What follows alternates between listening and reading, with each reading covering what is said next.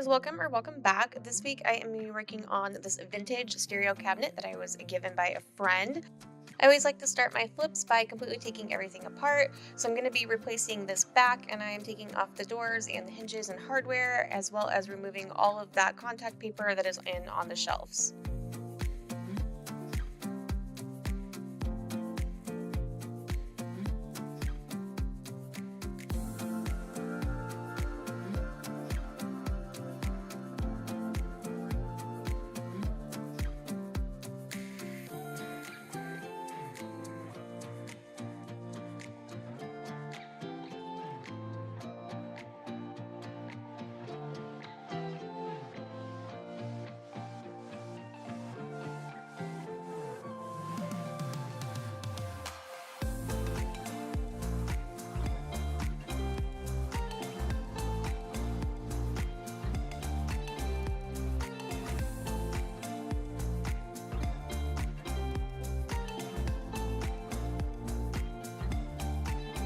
Somebody has obviously already upcycled this cabinet once, but that piece of wood that they put in the bottom, there was a really big gap between the back, and they just covered the gap with the contact paper. So I'm going to be replacing that with a piece of wood that actually fits the space.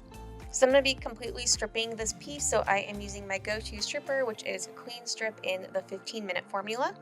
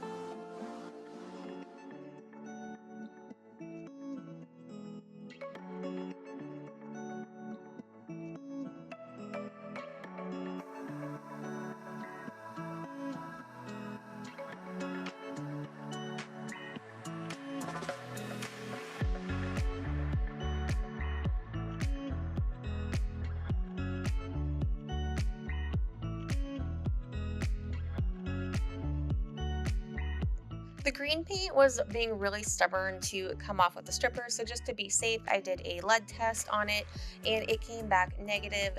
The lead test, it would have turned red if it was lead, so I'm thinking this is probably milk paint that was put on decades ago, but since I knew it wasn't lead, I just ended up doing 3 rounds of stripper on all the sides and the doors.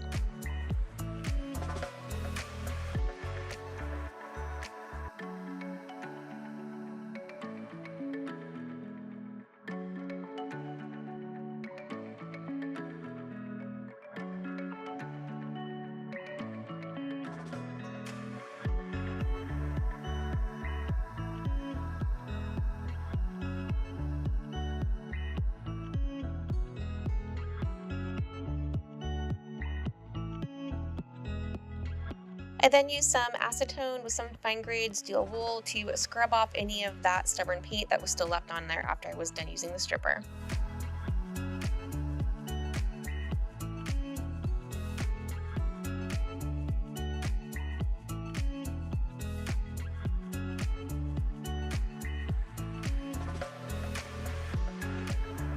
I then filled in any gouges and cracks that was on the inside of the cabinet with some Bondo.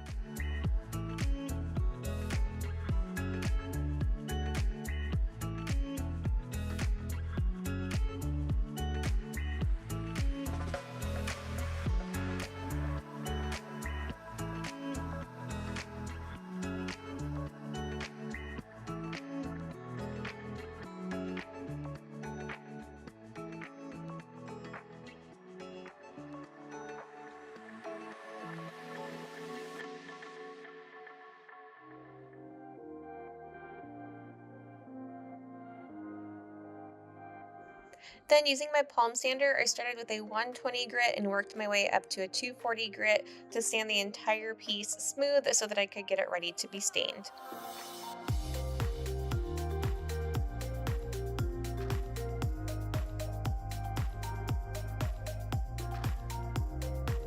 The casters that were on there were not original to the piece. Somebody had added those later on, and one of the wheels was actually broken.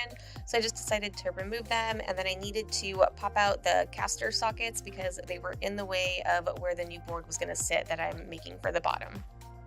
I then gave the entire piece inside and out, underneath, everywhere, a really good clean using some Dixie Belle Pristine Clean.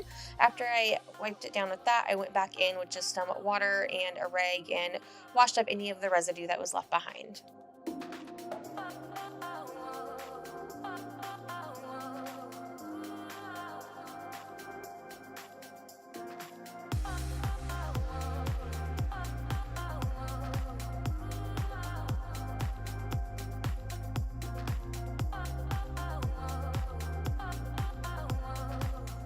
I'm going to be using the Dixie Belle No Paint Gel Stain in the color Walnut, and I'm applying this with the stain pad applicator. And I just applied it in the direction of the grain and rubbed it in. Once I had it all on there, I wiped off any excess with a paper towel.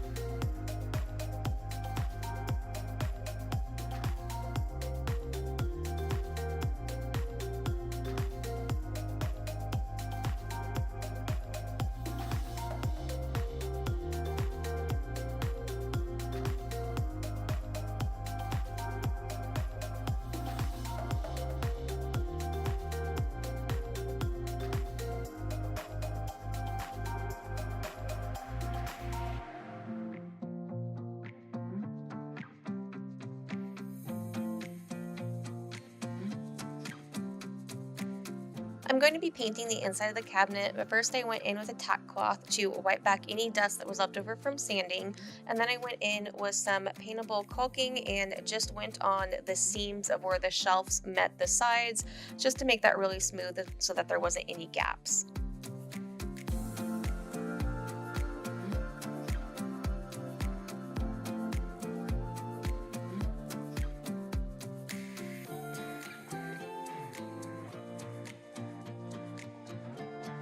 I am using Dixie Belle's Silk All-in-One paint, and I am using the color Black Sands. It's an almost black, like really, really dark charcoal color. This paint goes on super smooth. This is my second time using the Silk paint, and I really like it. I did a total of 2 coats, and I did sand in between each coat.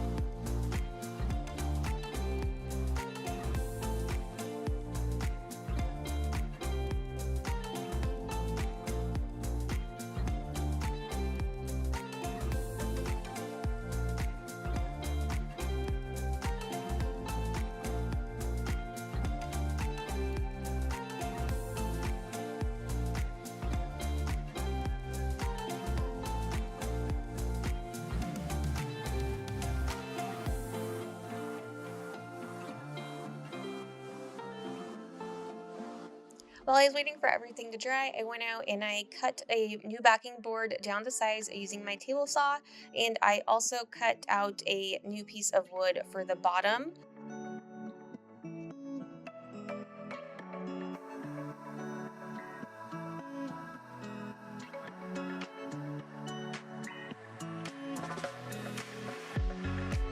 I found some random wood trim that was in my garage. I have no idea what it was even for, but I thought it would look really good on the edges of the shelves. So I cut that down to size. I gave everything a nice sand to smooth it out, and then I stained both those trim and the new bottom the same color as the outside of the cabinet. Then, using some wood glue, I went ahead and put the little trim pieces on the front of the shelves, and I also glued in the bottom piece to the cabinet.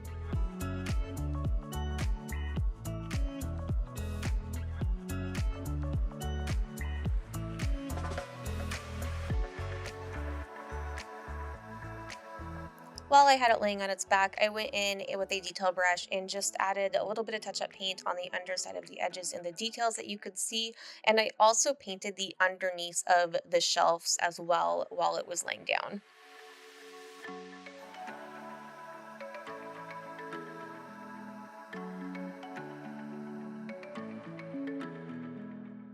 To protect my wood, I used some Dixie Belle's Big Mama's Butter and I applied it with a microfiber cloth.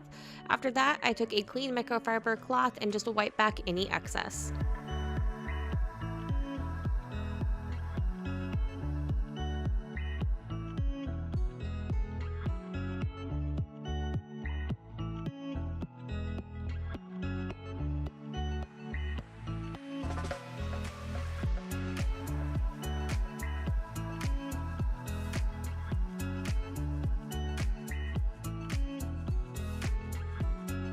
I wanted to use the original brass hardware, and I went ahead and I cleaned it by boiling it in some vinegar and scrubbing it with a brush. I do have a whole video on the breakdown of how I clean my hardware, so I will have that linked in the description below, but it turned out really, really well. This one cleaned up probably one of the best that I've seen that I've done so far. All right, now that all that is finally done, let's take a look back and remember what we started with. And here is the final look. As always, let me know what you guys think below in the comments. Also, I just hit my 1-year anniversary for YouTube, so I just want to thank everybody that has been here, especially those of you that have been here since the beginning, and all the subscribers that I've gained along the way. If you're not subscribed, please do so I can continue to grow this channel and bring you guys more content. Thank you so much for watching, and I will see you guys next weekend with another flip.